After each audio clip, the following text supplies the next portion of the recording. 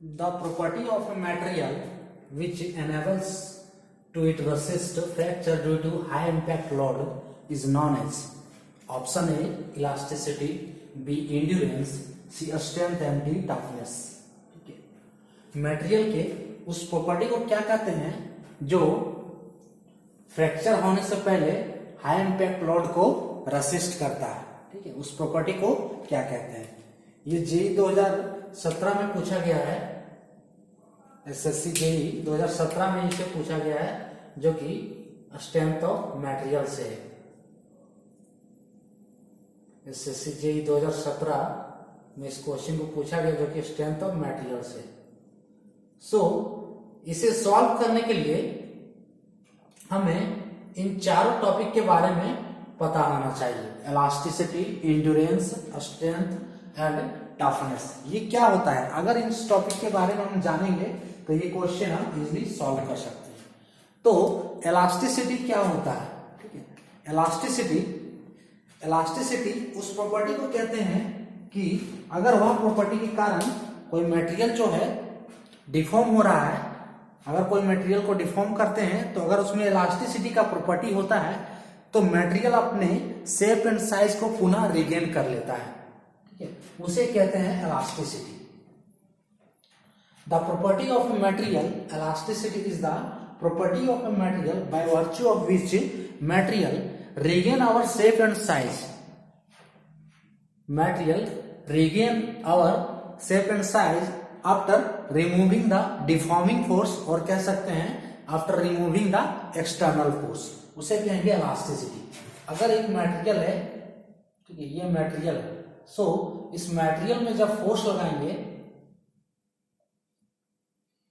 जब इस मटेरियल में हम फोर्स लगाते हैं, सो अगर इस मटेरियल का लेंथ L है और इस मटेरियल में हम फोर्स लगाते हैं तो इसमें डिफॉर्मेशन होता है. ठीक है, जब ये डिफॉर्मेशन होता है तो इसका लेंथ कुछ इंक्रीज करेगा, यानी कि यहाँ पे डेल L डिफॉर्मेशन होगा. सो अगर इलास्टिसिटी का, अगर इस मटेरियल में इलास्टिसिटी का गुण है, अगर ये इलास्टिक मटेरियल है तो इन दिस केस में जब फोर्स P होगा, force equals to P, so deformation equals to del L. ये केस होगा. लेकिन जब फोर्स इक्वल्स टू 0 हो जाएगा, when P equals to 0, इस केस में क्या हो जाएगा, डेल L भी, ये डिफॉर्मेशन जो है ये भी क्या हो जाएगा, 0 हो जाएगा. यानी कि मटेरियल अपने शेप एंड साइज को पुनः रिगेन कर लेगा, पुनः अपने आकार में आ जाएगा. तो ये होता है इलास्टिसिटी, जो कि इस क्वेश्चन को नहीं बता रहा है. ठीक है, ये क्वेश्चन में नहीं पूछा गया है. ऑप्शन बी है इंड्योरेंस. इंड्योरेंस को जानने के लिए हमें थोड़ा सा जानना होगा कि फटीग के बारे में. ठीक है, फटीग क्या होता है. फटीग होता है कि अगर किसी, सपोज कीजिए एक वायर है. ठीक है, ये एक वायर है, इस वायर में हम बार बार लोड अप्लाई करते हैं, है ना. फटीग होता है इफेक्ट ऑफ रिपीटेड लोडिंग. ठीक है, इसे ही कहते हैं फटीग. यानी कि अगर इस वायर में हम बार बार, इस वायर में क्या करेंगे, बार बार हम फोर्स लगाएंगे तो इस वायर में क्या होगा, स्ट्रेस जनरेट होगा. ठीक है, इस वायर में क्या होगा, स्ट्रेस जनरेट होगा, और इस वायर को एक समय ऐसा आएगा कि इस वायर को क्या होगा, फ्रैक्चर कर देगा. तो इसे ही हम कहते हैं फटीग फेलियर. ठीक है, इस वायर को क्या करेगा, फ्रैक्चर कर देगा. यानी कि फटीग होता है effect of repeated loading. Effect of repeated loading. ठीक है, यानी कि मटेरियल पे हम बार बार लोड और अनलोड करेंगे. ठीक है, तो एक समय ऐसा होगा कि बार बार लोड और अनलोड करने पे एक समय ऐसा होगा कि यह मटेरियल फ्रैक्चर हो जाएगा. तो उस स्थिति में होता है फटीग फेलियर. लेकिन यहाँ ये नहीं पूछा है, ये इंड्योरेंस यहाँ पूछा है. तो इंड्योरेंस कुछ इसी से जुड़ा हुआ है कि ये हमारा एक ग्राफ है, ये ग्राफ है stress versus number of cycle का. अब इस ग्राफ में हम ये कर्व ड्रा कर रहे हैं, तो ये कर्व क्या बता रहा है, ठीक है, ये कर्व क्या बता रहा है कि ये कर्व बता रहा है कि जब स्ट्रेस का वैल्यू हाई है, ठीक है, व्हेन वैल्यू ऑफ स्ट्रेस ये क्या है, हाई है, ठीक है, तो नंबर ऑफ साइकिल क्या है इसमें, लेस है, नंबर ऑफ साइकिल क्या है, लेस है, ठीक है। यानी कि जैसे जैसे हम स्ट्रेस को यहां पे कम करते जा रहे हैं, उस स्थिति में नंबर ऑफ साइकिल क्या है, इंक्रीज करता जा रहा है, ठीक है। देखिए पहले नंबर ऑफ साइकिल क्या है, ये है, बाद में इसका नंबर ऑफ साइकिल इंक्रीज करता जा रहा है, और एक ऐसा समय आता है कि स्ट्रेस का वह वैल्यू, ठीक है, स्ट्रेस का वह वैल्यू, यानी कि एट टाइम एक स्ट्रेस का वह वैल्यू होता है जहां पे नंबर ऑफ साइकिल क्या है, इनफाइनाइट हो जाता है। ये जो नंबर ऑफ साइकिल क्या है, इनफाइनाइट हो जाता है, तो उस स्थिति को हम क्या कहते हैं, इंड्योरेंस स्ट्रेस, इंड्योरेंस स्ट्रेस, ठीक है। यानी कि इसमें जब लोडिंग और अनलोडिंग करते हैं, ये लोडिंग और अनलोडिंग के केस में, इस केस में जब हमारा स्ट्रेस हाई होता है तो यहाँ पे नंबर ऑफ साइकिल क्या है, लेस है, लेकिन एक ऐसा समय में आता है जब स्ट्रेस को हम डिक्रीज करते जाते हैं, तो एक ऐसा पार्टिकुलर केस होता है जहां पे नंबर ऑफ साइकिल क्या है, इन्फिनिटी हो जाता है, और इस स्ट्रेस को कहते हैं हम इंड्योरेंस स्ट्रेस, ठीक है। तो ये भी इस क्वेश्चन से रिलेट नहीं कर रहा है, ठीक है। ऑप्शन सी क्या है, स्ट्रेंथ। स्ट्रेंथ होता है किसी भी मटेरियल का लोड कैरिंग कैपेसिटी कह सकते हैं, ठीक है, या किसी भी मटेरियल का एबिलिटी जो उस डिफॉर्मेशन को, मटेरियल के डिफॉर्मेशन को रेसिस्ट करता है, ठीक है, उसे कहते हैं strength.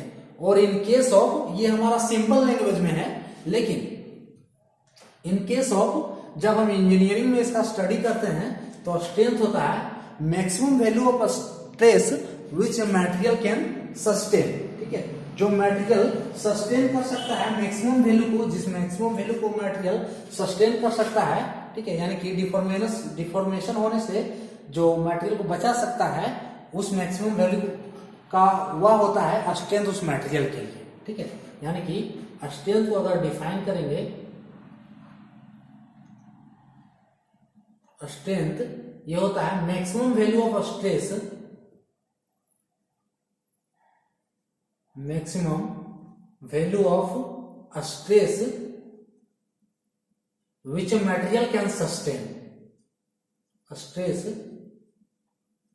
which a material can sustain,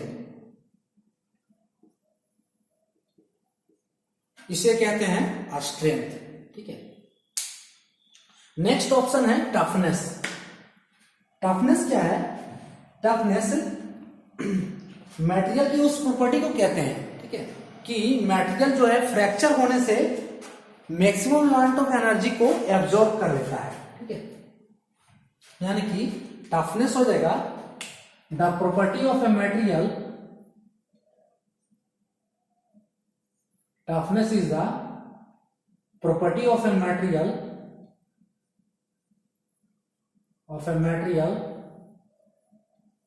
by virtue of which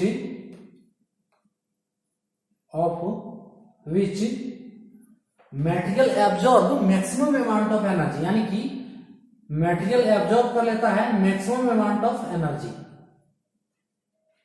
absorb maximum amount of energy before fracture, amount of energy before fracture, यानी कि फ्रैक्चर होने से पहले, ब्रेकिंग होने से पहले मटेरियल जो है मैक्सिमम अमाउंट ऑफ एनर्जी को एब्जॉर्ब कर लेता है, उसे कहते हैं टफनेस। जैसे कि अगर हम दो मटेरियल लेते हैं, एक हमारा है ग्लास, ठीक है, ये हमारा ग्लास है, ठीक है, और एक हमारा है वुड, ठीक है, ये वुड है, तो इन दिस केस में जो है किसका टफनेस ज्यादा होगा, इन दिस केस में हम कह सकते हैं कि जो ये वुड का टफनेस है वो ज्यादा होगा, इसका टफनेस क्या होगा, अधिक होगा, ठीक है, और इसका टफनेस क्या होगा, लेस होगा एज कंपेयर टू वुड। सो इस पे हम जब लोड अप्लाई करेंगे तो ये जल्दी फ्रैक्चर हो जाएगा और ये लेट से फ्रैक्चर होगा, ठीक है। सो ये होता है टफनेस। तो क्वेश्चन में यही पूछा जा रहा है, the property of a material which enable to resist fracture due to high impact load is known as, तो इस प्रॉपर्टी को हम कहते हैं टफनेस, ठीक है, कि ये फ्रैक्चर होने से पहले क्या कर रहा है, रेसिस्ट करता है हाई इंपैक्ट लोड को, यानी कि ये इस दौरान ये मैक्सिमम अमाउंट ऑफ एनर्जी को एब्जॉर्ब करता है, ठीक है। तो यही होता है टफनेस। सो इसका आंसर हो जाएगा ऑप्शन डी, टफनेस। तो ये था हमारा आज का जो टॉपिक, हमारा ये आज का क्वेश्चन। जय हिंद।